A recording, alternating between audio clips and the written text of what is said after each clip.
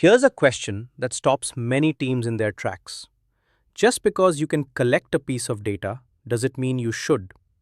It turns out a huge number of privacy problems come not from bad intentions, but from organizations quietly collecting far more than they actually need. So, what will you gain in this chapter? In just a few minutes, you'll learn how to test whether your processing is truly necessary and proportionate, the heart of step 2. We'll explore purpose limitation and lawful basis, the sneaky problem of purpose creep, and the principles of data minimization, retention, and storage limitation. You'll learn how to weigh proportionality and consider less intrusive alternatives, and how transparency, privacy notices, consent, and data subject rights all fit in.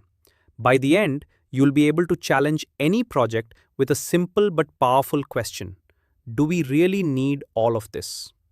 Let's dive in. So let's begin step 2 with two foundational ideas that everything else rests on: purpose limitation and lawful basis. Get these right, and the rest of your assessment stands on solid ground. So, what do they actually mean? Purpose limitation is simple but powerful. It says you should collect data for a specific, clearly stated purpose and then use it only for that purpose. You don't gather data now and figure out uses later. Lawful basis is the companion idea. For every bit of processing, you need a valid legal reason, whether that's consent, a contract, a legal obligation, or a legitimate interest. Let me make this real. Imagine a gym collecting members' phone numbers to send class reminders. Perfectly fine, clear purpose, clear basis. But if they later start selling those numbers to advertisers, that's a completely different purpose with no lawful basis. Same data, whole new problem. Here's how I want you to think about it. For every data set, ask two questions. Why exactly am I collecting this, and what's my legal right to do so? If you can't answer both clearly, that's a red flag worth investigating. These two questions are your anchor for everything that follows. Now let's talk about a subtle danger that catches even well-meaning organizations: purpose creep. It sounds harmless, but it's one of the most common ways companies drift into non-compliance. So what exactly is it? Purpose creep happens when data collected for one reason gradually gets used for other, unrelated reasons. It rarely starts with bad intent, it just creeps. Someone thinks, we already have this data, why not use it for this new idea too? And step by step, the original purpose quietly expands. Let me give you a classic example. A company collects email addresses purely to deliver a service. Fine. Then marketing borrows them for promotions. Then analytics uses them for profiling. Then they're shared with a partner. None of it was maliciously planned, but the customer never agreed to any of that. That's purpose creep in action. The law's test here is compatibility. Is the new use genuinely compatible with the original purpose? Often, it isn't. So here's the discipline I encourage. Whenever someone proposes a new use for existing data, pause and ask, is this compatible with why we collected it in the first place? If there's doubt, you may need a fresh lawful basis. That simple checkpoint prevents a lot of trouble. Let's tackle two principles that honestly would prevent most data breaches if organizations truly lived by them: data minimization and retention. They're simple to state but surprisingly hard to practice, so let me break them down.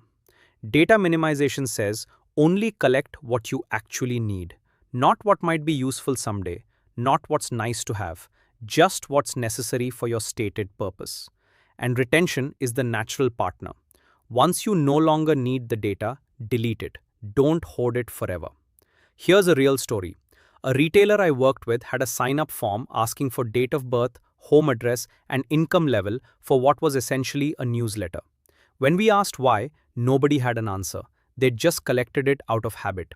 We stripped the form down to an email address, and suddenly their risk dropped dramatically. And on retention, ask yourself this: Why do organizations struggle to delete old data? Usually because it's easier to keep than to decide. But every old record you hold is a liability if there's ever a breach. So challenge your projects with two questions. Do we really need this field? And how long will we genuinely keep it? Less data, held for less time, means less risk. Simple as that. Let's build on that retention idea with a closely linked principle: storage limitation. It's easy to overlook, but it quietly reduces your risk in a big way. So, what does it really involve? Storage limitation means you shouldn't keep personal data for longer than necessary. Once the purpose is fulfilled, the data should be deleted or anonymized. The key here is being deliberate. Instead of keeping everything indefinitely by default, you set clear retention periods and actually stick to them. Let me paint a picture. Think of your data like food in a fridge. Some items are fine for a week, others for months, but nothing lasts forever. If you never clear out the fridge, eventually you've got a mess and a health risk. Data works the same way.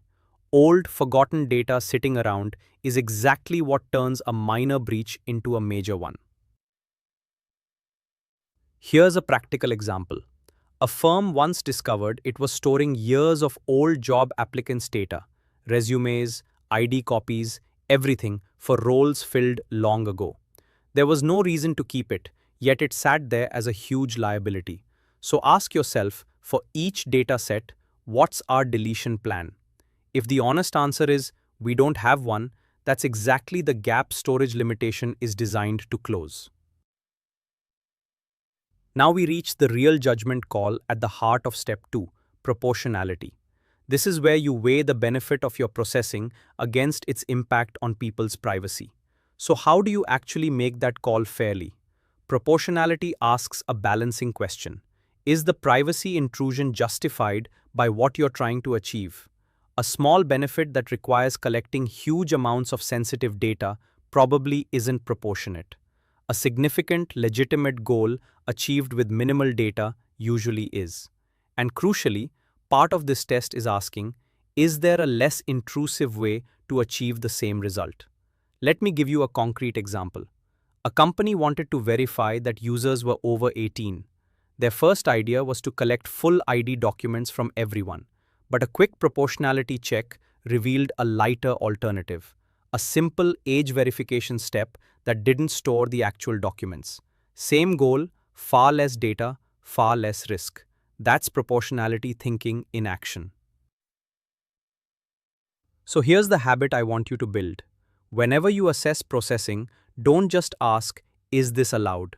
Ask, is this the least intrusive way to do it? Challenge yourself to find alternatives. 9 times out of 10, there's a lighter path that achieves the same outcome.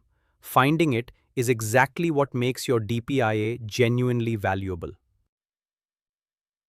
Let's shift to a principle that builds trust and keeps you compliant at the same time: transparency. And its main practical tool, the privacy notice. So why does being open about data matter so much? Transparency simply means people should know what you're doing with their data. No secrets, no hidden collection. And the privacy notice is how you tell them, clearly explaining what data you collect, why, how long you keep it, who you share it with, and what rights they have. Done well, it's not legal fine print, it's a genuine act of respect toward the individual. Here's the problem though. Most privacy notices are dense, jargon-filled walls of text that nobody reads. And regulators have noticed. Can you honestly say the last privacy notice you saw was easy to understand? Let me give you a positive example. One company I admire rewrote its notice in plain, friendly language, short sentences, clear headings, even a simple summary at the top.